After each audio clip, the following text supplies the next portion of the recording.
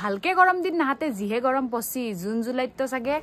পাম ফাটি যাব একদম সেই কাৰণে মই আজি আহি গৈছো বৰ্মন ষ্টৰত কোল্ড কফি বনাব যেহেতু আমাৰ ঘৰত ফ্ৰিজ নাই সেই কাৰণে মই দোকানত আহি গৈছো এটা ঘৰত ফ্ৰিজ নাই বুলি কৈছো যে নাহাইব আৰু মোৰ উৎপাততে লনাই মানে কথাটো হল যে আমাৰ ঘৰৰ মানে কোনো ঠাণ্ডা পানী নহয় আৰু কেতিয়াবা খাবা মন গলি দোকানৰ পৰাই খাই দে এটা আছে যেহেতু দুটা কিয়া লবা লাগে আৰু মাৰ মতে দি যদি ঘৰত ফ্ৰিজ আনে মই বৰবাদ কৰি দিম বাৰু বহুত মই ঘৰৰ ফ্ৰিজৰ কথা কলো ইটা বলক কোল্ড কফি বনাও এটা খালি ডাব্বাত 3 পেকেট কফি বৰফ আৰু পানী দি কেনে ডগৰি মিলাইছো মা বেচেৰিটোৱে এই গৰমত কিবা ঠাণ্ডা খাম বুলি ভাবি হেল্প কৰি দিছিল তাৰ পিছত মই এটা ধুনিয়া চাই আইনাৰ গিলাছত কিবা অদ্ভুত ডিজাইন কৰলো মই ভাবলো দেখাত ভাল হ'ব আৰু লগতে যিমান বৰফ আছিল ফ্ৰিজত গতে মাহান ঢাল দিছো তাৰ পিছত মিক্স কৰা কফি খিনি সেই গ্লাছটোত ঢালি এটা আমুল তাজাৰ পেকেট খুলি গতে পেকেট ঢাল দিছো বিদ্যা কৈছো গাইজ যোৱা বছৰ সেম টু সেম এনকে বনাইছিলো বম টেষ্টি হৈছিল এবাৰ মই চেনি দিবা পাৰি গেলো হে বিহান তিতা হৈছে একদম চেনি অলপমান দি মই আৰু মিক্স কৰলো কিন্তু যোৱা বছৰৰ নিচিনা টেষ্টটো আনবা নল ঘৰত বনালিয়ে টেষ্ট হল কি জানা মা বেচেৰিটো হদহদকে খাইছিল